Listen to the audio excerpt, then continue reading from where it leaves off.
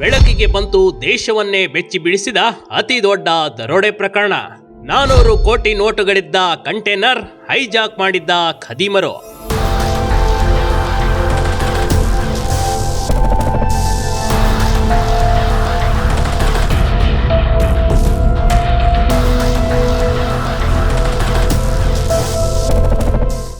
ಒಂದಲ್ಲ ಎರಡಲ್ಲ, ಬರೋಬ್ಬರಿ 400 ಕೋಟಿ.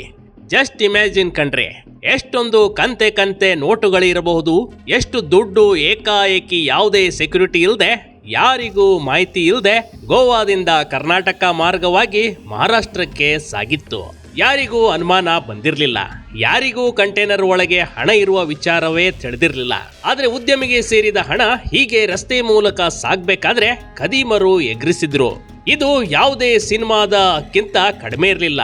ಇದು ಧೂಮ್ ಸಿನಿಮಾ ಸ್ಟೋರಿವನ್ನೇ ಮೀರಿಸುವಂತ ಕಳ್ಳತನ ಪ್ರಕರಣ ಕಣ್ರಿ.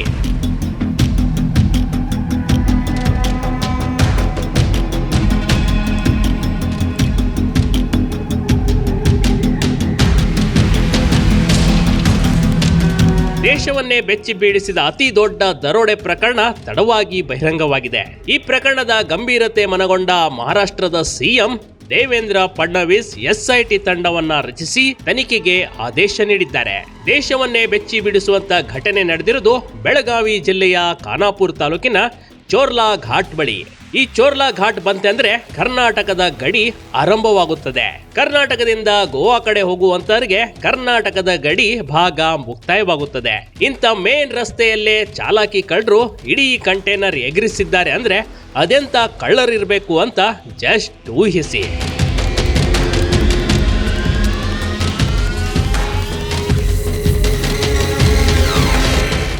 2025 ಅಕ್ಟೋಬರ್ 16ರಂದು ನಡೆದ ಘಟನೆ. 400 ಕೋಟಿ ಹಳೆಯ ನೋಟುಗಳಿದ್ದ ಕಂಟೈನರ್ ಅಪಹರಣ. ಅಂದಹಾಗೆ ಘಟನೆ ನಡೆದಿದ್ದು 2025 ಅಕ್ಟೋಬರ್ 16ರಂದು.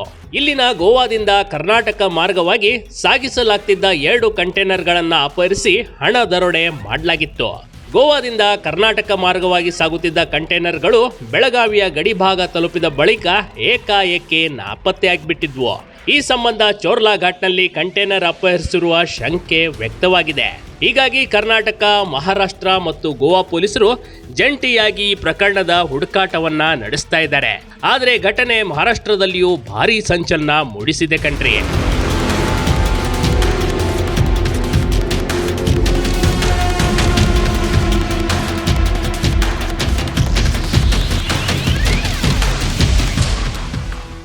ರಿಯಲ್ ಎಸ್ಟೇಟ್ ಉದ್ಯಮಿ ಸಂದೀಪ್ ಪಾಟೀಲ್ ಅಪಹರಣ. ಈ ಘಟನೆಗೂ ಕಂಟೈನರ್ ದರೋಡೆಗೆ ಸಂಬಂಧ ಇಲ್ಲದ ವ್ಯಕ್ತಿಯನ್ನ ಖದೀಮರು ತಮ್ಮ ಲಾಭಕ್ಕಾಗಿ ಬಳಸಿಕೊಂಡಿದ್ರು. ಸಂದೀಪ್ ಪಾಟೀಲ್ ಹೆಸರಿನಲ್ಲಿ ಉದ್ಯಮಿಗೆ ಕರೆ ಮಾಡಿ ಕಂಟೈನರ್ ಬೇಕಾದರೆ 400 ಕೋಟಿ ಹಳೆಯ ನೋಟು ಬದಲಿಗೆ 100 ಕೋಟಿ ಹೊಸ ನೋಟುಗಳನ್ನ ನೀಡುವಂತೆ ಬೇಡಿಕೆ ಇಟ್ಟಿದ್ರಂತೆ.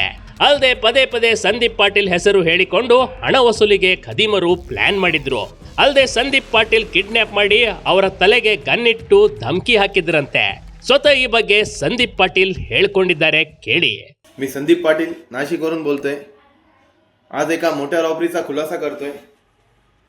कर्नाटकमध्ये चोरला घाटामध्ये 400 करोडची झालेली एक मोठी रॉबरी. 16 ऑक्टोबर रोजी चोरला घाटामध्ये रात्रीच्या वेळेस 2 कंटेनरमध्ये 400 करोड रुपये जे गोव्यातून कर्नाटक मार्गे बालाजी ट्रस्टला जात असताना चोरला घाटात रात्रीच्या वेळेस लुटले गेले. त्यामध्ये 2000च्या जुन्या नोटा होत्या. ते ज्या आरोपींनी लुटले, 1.5 ತಿಂಗಳ ಕಾಲ ಸಂದೀಪರನ್ನ ಒತ್ತೆಯಾಳಾಗಿಟ್ಟುಕೊಂಡ ಪಾಪಿಗಳು ಎಲ್ಲೂ ಬಾಯ ಬಿಡದಂತೆ ಬೆದರಿಕೆ ಹಾಕಿದ್ರಂತೆ. ಅವರ ಕುಟುಂಬವನ್ನೇ ಸರ್ವನಾಶ ಮಾಡುತ್ತೇನೆಂದ ಭಯ ಬೀಳಿಸಿದ್ರಂತೆ. ಆದರೆ ಸ್ವಲ್ಪ ದಿನ ಸುಮ್ಮನಿದ್ದ ಸಂದೀಪ್ ಮಹಾರಾಷ್ಟ್ರದ ಗ್ರಾಮೀಣ ಎಸ್ಪಿಗೆ ದೂರನ್ನ ನೀಡಿದ್ದಾರೆ. ದೂರಿನಲ್ಲಿ ವಿಶಾಲ್ ನಾಯ್ಡು, ಸುನಿಲ್ ದಮಾಳ್ ಸೇರಿದಂತೆ ಹಲವರ ಹೆಸರನ್ನ ನಮೂದಿಸಿದ್ದಾರೆ. ಈ ಸಂಬಂಧ ನಾಸಿಕ್ ಗ್ರಾಮೀಣ ಪೊಲೀಸ್ ಠಾಣೆಯಲ್ಲಿ ಎಫ್ಐಆರ್ ಕೂಡ ದಾಖಲಾಗಿತ್ತು.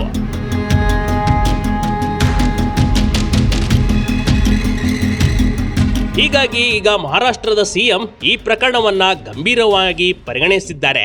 ಹೀಗಾಗಿ ಎಸ್ಐಟಿಗೆ ಇದನ್ನ ಒಪ್ಪಿಸಿದ್ದಾರೆ. ಸದ್ಯಕ್ಕೆ 3 ರಾಜ್ಯದ ಪೊಲೀಸರು ತನಿಖೆ ಚುರುಕುಗೊಳಿಸಿದ್ದಾರೆ. ಈಗಾಗಲೇ 5ರನ್ನ ಬಂಧಿಸಿ ಉಳಿದವರ ಹುಡುಕಾಟ ಕೂಡ ನಡೆದಿದೆ ಕಣ್ರಿ.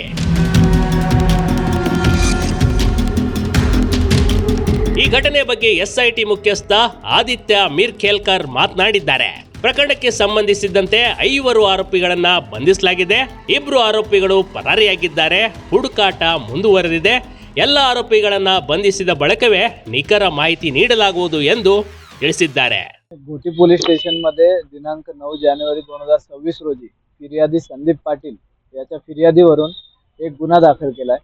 गुन्ह्याची हकीकत अशी आहे की संदीप पाटील याच्यावर कंटेनर लुटल्याचा आरोप लावून म्हणजे पैशाने भरलेल्या नोटांचा कंटेनर लुटल्याचा आरोप लावून काही लोकांनी त्याला धमक्या दिल्या आणि हे आमचे पैसे आम्हाला परत दे या संदर्भाने त्याला मारहाण केली, त्याला धमकी दिली आणि त्याचं अपहरण केलं. या अनुषंगाने गुन्हा दाखल आहे. त्या गुन्ह्याच्या तपासाच्या अनुषंगाने आतापर्यंत आम्ही 5 आरोपी अटक केलेले आहेत. ಪ್ರಕರಣದಲ್ಲಿ ಕಿಶೋರ್ ಸಾಳ್ವೆ ಹಾಗೂ ಅಜರ್ ಎಂಬುವರು ನಾಪತ್ತೆಯಾಗಿದ್ದಾರೆ. ಇವರ ಪಾತ್ರದ ಕುರಿತು ತನಿಖೆ ನಡೆಯುತ್ತಿದೆ.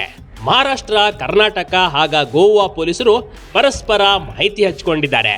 ಇನ್ನೊಂದೆಡೆ ಇಷ್ಟೊಂದು ಹಣ ಎಲ್ಲಿಗೆ ಹೋಗ್ತಿತ್ತು ಎಂದು ಎಲ್ಲ ಆಯಾಮಗಳಿಂದ ತನಿಖೆ ನಡೆಸಲಾಗ್ತಾ ಇದೆ. ಆದರೆ ಇತ್ತೀಚೆಗೆ ಮಹಾರಾಷ್ಟ್ರದಲ್ಲಿ ನಡೆದ ಸ್ಥಳೀಯ ಸಂಸ್ಥೆಗಳ ಚುನಾವಣೆ ಕೂಡ ನಡೆದಿತ್ತು. ಹೀಗಾಗಿ ಹಣ ಚುನಾವಣೆಗಾಗಿ ಬಳಕೆಯಾಗಿತ್ತಾ ಎಂಬ ಶಂಕೆ ಕೂಡ ವ್ಯಕ್ತವಾಗ್ತಿದೆ. ಎಲ್ಲ ಆಯಾಮಗಳಲ್ಲಿ ತನಿಖೆ ನಡೆಸುವಂತೆ ಮುಖ್ಯಮಂತ್ರಿ ಫಡ್ನವೀಸ್ ಸೂಚನೆ ನೀಡಿದ್ದಾರೆ. ಇನ್ನೊಂದೆಡೆ ಮಹಾರಾಷ್ಟ್ರದ ನಾಸಿಕ್ ಎಸ್ಪಿ ಬೆಳಗಾವಿ ಎಸ್ಪಿಗೆ ಲೆಟರ್ ಬರೆದು ಪ್ರಕರಣಕ್ಕೆ ಸಹಕರಿಸಲು ಕೋರಿದ್ದಾರೆ. ಹೀಗಾಗಿ ಬೆಳಗಾವಿನಿಂದಲೂ ಒಂದು ಎಸ್ಐಟಿ ತಂಡ ರಚನೆ ಮಾಡಲಾಗಿದೆ ಎಂದು ಎಸ್ಪಿ ಕೆ ರಾಮರಾಜನ್ ಮಾಹಿತಿ ನೀಡಿದ್ದಾರೆ. ಅಲ್ಲದೆ ಗೃಹ ಸಚಿವ ಡಾಕ್ಟರ್ ಜಿ ಪರಮೇಶ್ವರ್, ಸಚಿವ ಎಂಬಿ ಪಾಟೀಲ್ ಈ ಪ್ರಕರಣವನ್ನ ಅಚ್ಚರಿ ವ್ಯಕ್ತಪಡಿಸಿದ್ದಾರೆ. ಸರಿಯಾದ ತನಿಖೆ ಆಗುತ್ತೆ ಅಂತ ಕೂಡ ಹೇಳಿಕೊಂಡಿದ್ದಾರೆ.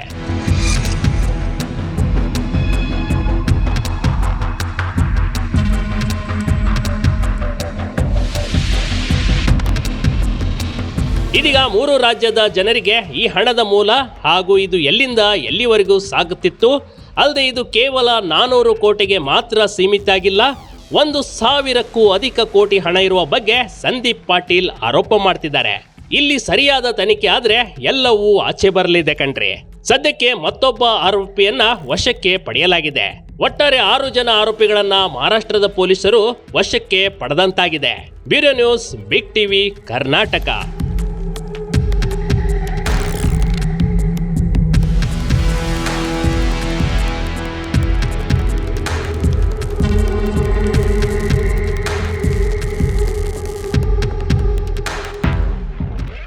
ಬಿಗ್ ಟಿವಿ ಕರ್ನಾಟಕ ಯೂಟ್ಯೂಬ್ ಚಾನಲ್ಗೆ ಈಗಲೇ ಸಬ್ಸ್ಕ್ರೈಬ್ ಮಾಡಿ. ಧನ್ಯವಾದಗಳು.